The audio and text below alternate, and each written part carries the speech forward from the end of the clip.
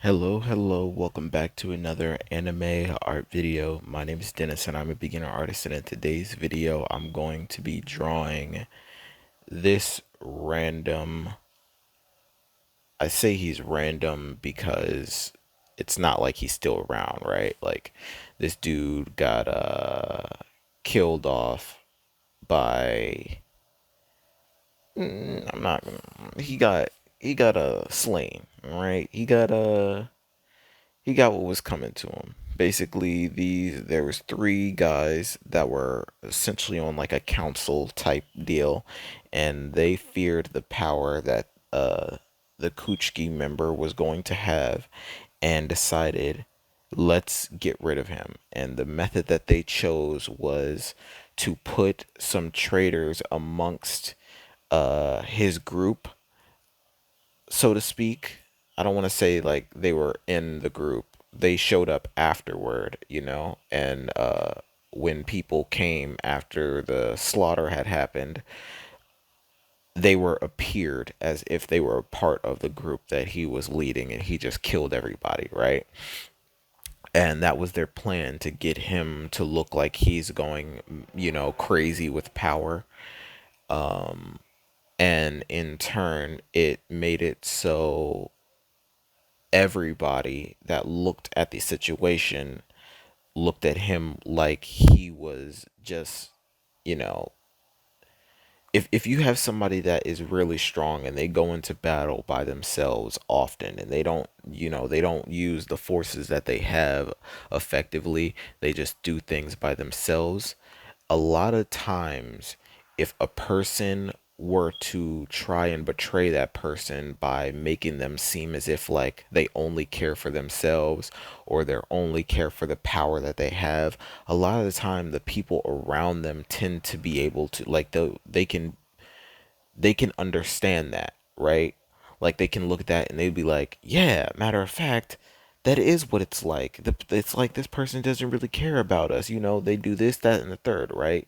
And that is a common thing, actually, because when we look at somebody like Kenpachi, right? If we look at Kenpachi when he first fought the dude from the captain from the previous Squad 11, and he won, which was a part of it's a part of it. Like, you can fight a captain to get their captain spot. People didn't like the fact that he won it, right?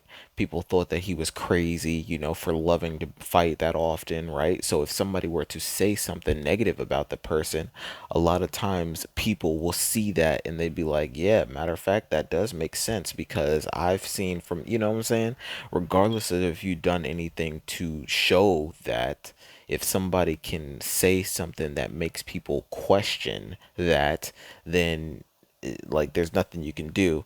So he basically, was imprisoned, and Muramasa got him out of prison, and his hatred for the people that don't like him and don't respect him built up in him. And I thought that it was quote unquote Muramasa that was like making him like go over and beyond, but it wasn't actually. Muramasa was telling him that he shouldn't be killing people that are innocent, and that he should actually take it easy. And he basically ignored that, and like was actually consumed by his power and his hatred, and it like built up to the point where he started to not be able to hear, Muramasa started to not be able to hear his voice over time, right? To the point where he can like hear like maybe like whispers of the voice, or like like he'll hear like every other word.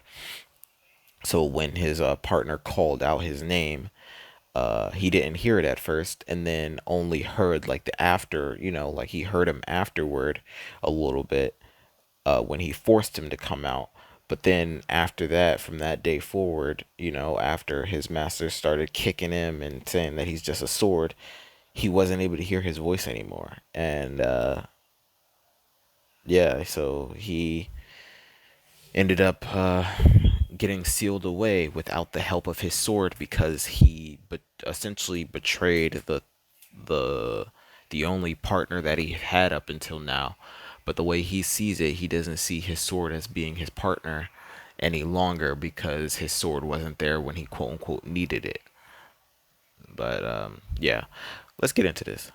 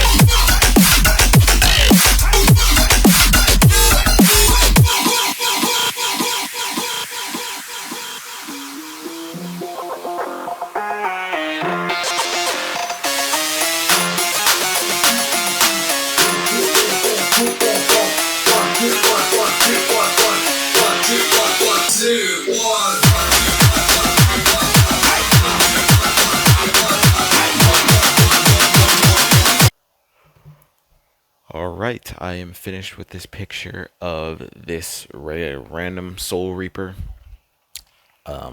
He got what is coming to him. I honestly would have done the same thing. I don't know if I would have been so. Actually, I can't say that I wouldn't be.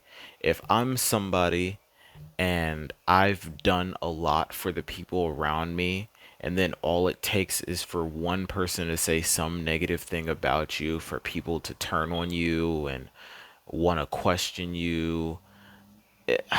Look, if you're somebody and you're gonna say flat out that, hey, Who cares if they're trying to grab you and arrest you?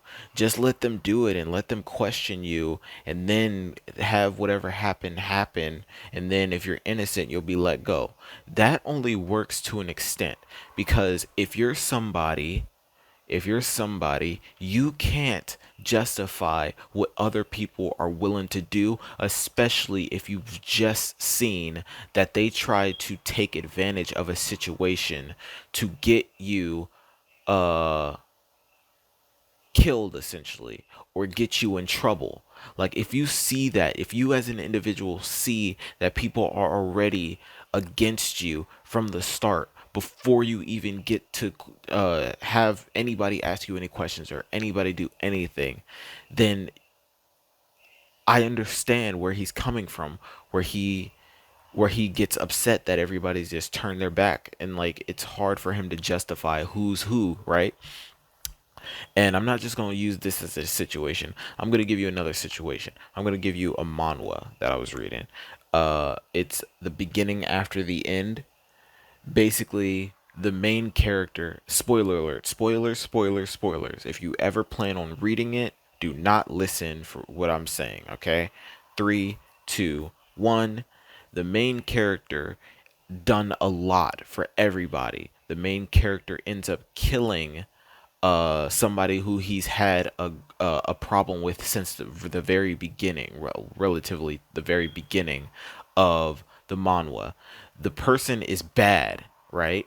He didn't have enough strength to deal with that person. Well, he had enough strength to deal with the person, but he didn't have enough strength to deal with the person's entire family.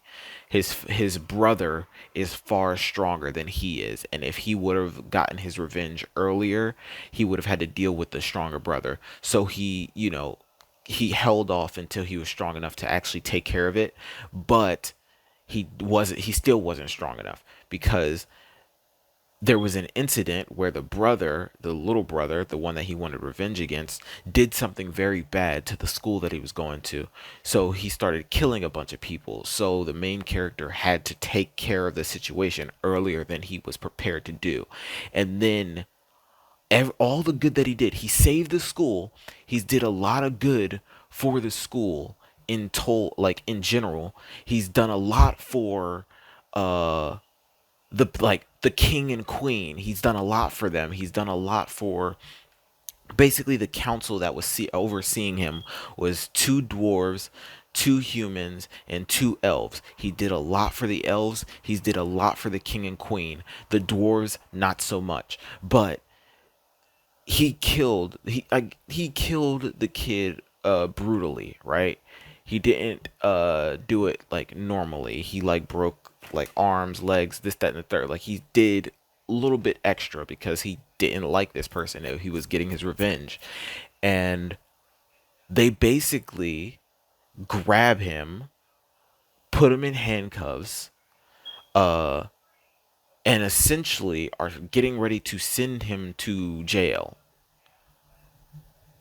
No matter what good stuff he did, this one instance where he took care of somebody that was killing innocent people, and he saved people in the process, and they are all turning a blind eye to everything that he's done in the past to just focus on this one instance. So in my mind, characters that have something like that happen to them, the only thing in your mind is, I don't know who to trust. I don't know who's actually on my side. I don't know who's betraying me. So I'm going to treat everybody theoretically the same way until they show me otherwise.